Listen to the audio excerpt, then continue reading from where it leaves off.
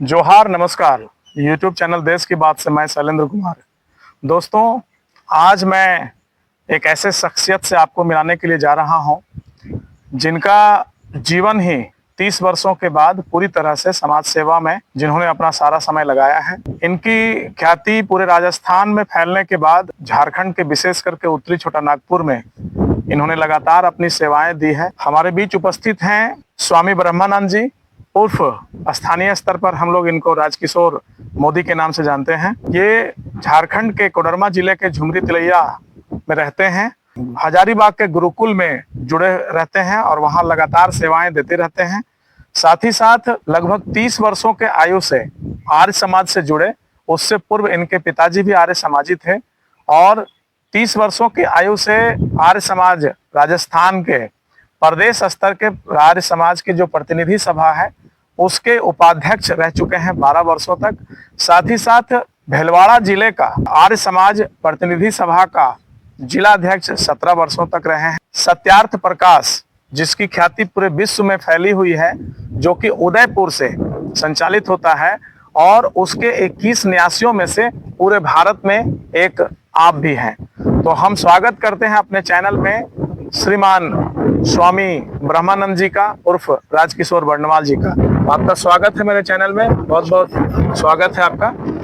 तो आप बताएं सर्वप्रथम संक्षेप में मेरे दर्शकों को कि आपका जीवनी किस प्रकार से प्रभावित हुआ, कैसे प्रभावित हुए आप आर्य समाज की ओर, और ये जो अभी तक आप अपने परिवार से के साथ साथ जो गृहस्थ आश्रम के साथ साथ जो संसार में जो मुख्य जिम्मेवारी है उसको भी निभा रहे हैं, तो उस पर आप क्या कहेंगे? ये तो मैं इसको ये मानता हूँ कि मेरा पूर्व जन्म जो है वो बहुत अच्छा था और मैं शायद आर्य समाज का ही व्यक्ति और संन्यास लेके मृत्यु हुई थी, क्योंकि बचपन से मेरी सोच एक अलग रही है। मैं मर्द उसे मानता हूँ जो सिर्फ अपनी कमाई पे हिकमत करे, ना कि गलत ढंग से जिंदगी में कमावे। उसे मैं मर्द मानता ही नहीं, ये मेरी बचपन का सोच। मैं 21.5 की उम्र में भीलवाड़ा राजस्थान गया था। 3.5 महीना लेबर का काम किया, फिर व्यापार शुरू किया और वहां पर अपनी 30 की उम्र में आर्य समाज से जुड़ा। पहले पिताजी आर्य समाजी थे, उसके बाद जो पद बताया गया वो सब पदों पे मैं था। और मैंने 23 की उम्र में संकल्प लिया कि पैतृक संपत्ति जो भी मिलेगी वो अपनी जिंदगी में काम में नहीं लूंगा, वो समाज के काम में लगेगा। जबकि दुनिया आज धन के लिए मरती है और मैं 23 की उम्र में, जब मैं एक लेबर ही था, तब मैंने संकल्प लिया। और 28 की उम्र में मैंने संकल्प लिया कि जो भी कमाऊंगा उसमें पुत्र को सारा धन नहीं दूंगा, वो समाज के काम में लगेगा। और 33 की उम्र में मैंने ये संकल्प लिया कि 55 के बाद मेरा शरीर, मैं घर छोड़ दूंगा, जो कि 58 में छोड़ा। और शरीर है जो जलेगा नहीं, कॉलेज में पढ़ने जाएगा। और बच्चे की जब शादी करूंगा 1 रुपया खर्च लड़की वाले का नहीं कराऊंगा, जो मैंने नहीं कराया। ये तो हमारा पारिवारिक रहा। उसके बाद आर्य समाज और वेद का प्रचार में अपने गृहस्थ जीवन में भी और व्यापार के जीवन में भी उसको, वेद प्रचार को मैंने प्रश्रय दिया, ना कि अपने गृहस्थ जीवन। और मैं ईश्वर पे इतना विश्वासी हूँ, ईश्वर को कहता था कि मैं जो तुम्हारा काम कर रहा हूँ तो तुम मेरा काम करा, मेरे ध्यान रख। भले मैं पैसा नहीं कमाया, लेकिन आज ये है कि 5-10 पुरुष बच्चे खा सकते हैं, इतना तो भगवान ने मुझे दे दिया है। तो जैसा कि आपने सुना, और जैसा यहाँ पर हमारी संपत्ति है, मैं कहता था कि धन, एक बच्चा हो तो 2 समझो, 2 है तो 3 समझो, 3 है तो 4 समझो, 4 है तो 5 समझो। एक बच्चे जितना शुरू से तुम दान अच्छे काम में लगाओ। अपने बच्चे वाले तो साथ नहीं जाएगा, लेकिन जो दुनिया के काम में लगाओगे वो साथ जाएगा। और इन सभी चीजों पे अड़िग हूं और अब तक। और मैं ईश्वर से पूछता था कि मुझे भीलवाड़ा क्यों लाया। तो एक विकलांग लड़की की शादी वहां हुई थी, विकलांग लड़के से, उसके यहाँ मैं गया। रात के 12 बजे मुझे कहा तुम जहां से आए वहीं चले जाओ। तब से मैं झारखंड में आने के बाद आर्य वीर दल का शिविर लगाया, आज निर्मात्री सभा का शिविर लगाया, गुरुकुल से जुड़ करके वेद प्रचार कर रहा हूँ। और जब यहाँ रहता हूँ तो यहाँ करता हूँ, और जब मैं भीलवाड़ा चला जाता हूँ तो भीलवाड़ा में भी वेद प्रचार करता हूँ। मेरा उद्देश्य है कि हमारी जितनी यहाँ संपत्ति है, लगभग 5-6 करोड़ की, एक सारा का सारा वसीयत भी बन चुका। हमारे बच्चे बच्चियों ने सब सिग्नेचर कर दिया और ये सिर्फ वेद प्रचार और गुरुकुल में लगे। वेद को मैं इसलिए प्रश्रय देता हूँ कि नाना तरह के पंथ पैदा हो गए हैं, गुरु के नाम पे ठग रहे हैं, धर्म के नाम पे ठग रहे हैं। जो सच्चाई को जाने, और ईश्वर ने जो वेद बनाया है ब्रह्मांड को चलने के लिए और हर जीव के कल्याण के लिए, सिर्फ वही होना चाहिए। और उसी में संगठन सूक्त है, और लोगों में एक अच्छी बुद्धि हो, अच्छा खान पान हो, घरों में संस्कार हो। आज घरों में संस्कार नहीं है। जब पिता माता ही संस्कार नहीं जानते तो बच्चों को संस्कार कहाँ से देंगे? जी, तो बिल्कुल। मेरा यही उद्देश्य है कि मैं ज्यादा से ज्यादा संस्कार का काम करूं और गुरुकुल खुलवाऊं। जी, तो जैसा कि आपने सुना कि संक्षेप में इन्होंने अपने उद्देश्यों के बारे में बताया और अपने कार्यशैली को हम सभी के बीच में रखा। इसमें 3 पॉइंट जो सबसे महत्वपूर्ण था, इन्होंने आज के वर्तमान समय में चाहे किसी भी धर्म के लोग हैं या कोई भी लोग हैं, पैसे के प्रति इस कदर दीवानगी है कि अपने बाल बच्चों को भी गलत संस्कार देने से नहीं चूकते हैं।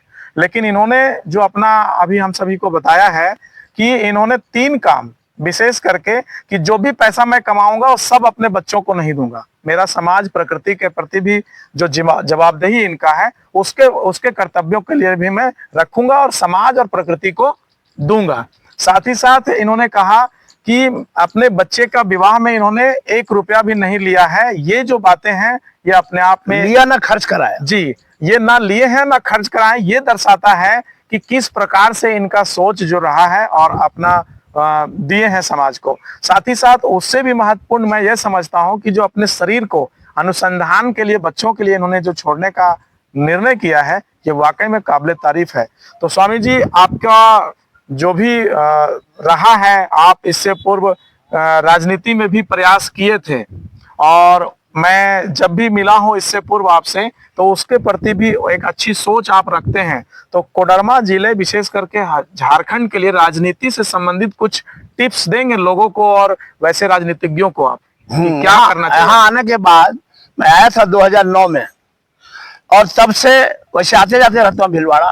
तो मैं चुनाव लोकसभा का विधानसभा का भी लड़ लिया था। झारखंड ना तो आज बिजली है, ना रोड है, ना शिक्षा है। आज बिजली की हालत यह है कि एक छोटे छोटे उद्योग वाले प्लास्टिक इंडस्ट्री भी लगाया है लोग बनाने के लिए। बच्चे जो आजकल नए नए कॉलेज वगैरह से निकलते हैं जिनको रोजगार नहीं है वो भी नहीं चला पाए। लेथ वाले हैं, दूसरे हैं, बिजली की वजह से कोई भी काम नहीं कर पाता। अरे बड़े लोग और अफसर लोग तो जनरेटर लगा रखा है तो अपना साधन लगा रखा है, लेकिन मीडियम क्लास और मीडियम क्लास के नीचे वालों के लिए बिजली नहीं है, खेतों में बिजली नहीं है।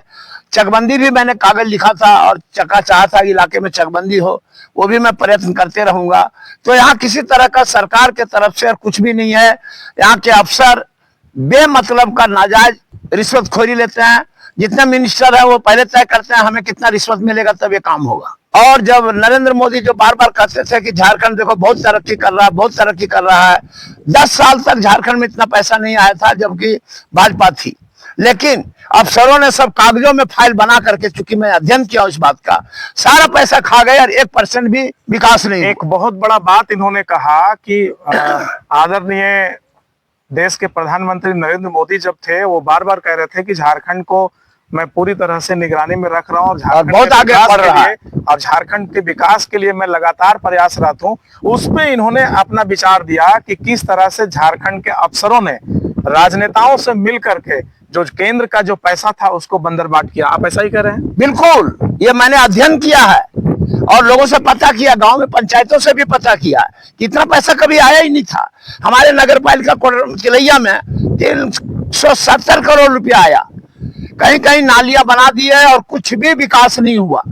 और पूरे झारखंड को मैंने उस समय, चूंकि मैं बहुत ज्यादा यहाँ काम कर रहा था, रांची तक सब जगह घूमा मैंने और लोगों को देखा कि सारे अफसर पैसे खा गए और कागजों में कार्रवाई कर दिए। और वो मुख्यमंत्री कागजों को देख करके ऊपर भेज देते थे और नरेंद्र मोदी कहता था कि देखो झारखंड कितना आगे बढ़ रहा है। और ये धोखा हुआ देश। मतलब नरेंद्र मोदी को भी धोखा दिया हाँ, गया उनको है भी धोखा दिया। राज्य के नेताओं के द्वारा। और जैसे एक उदाहरण मैं देता हूँ, माइका पे कोई टैक्स नहीं है और यहाँ गिरिडीह और कोडरमा जिले में 60 करोड़ रुपए का हर साल रिश्वतखोरी है।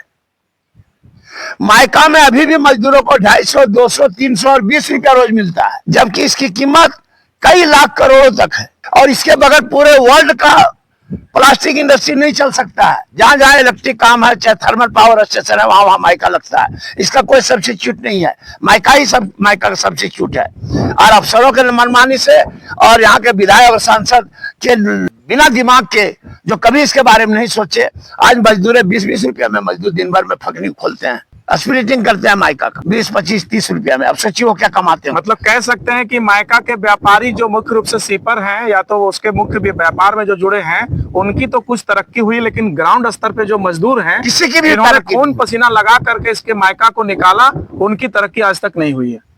आप ऐसा ही कह रहे हैं? हाँ बिल्कुल सही है।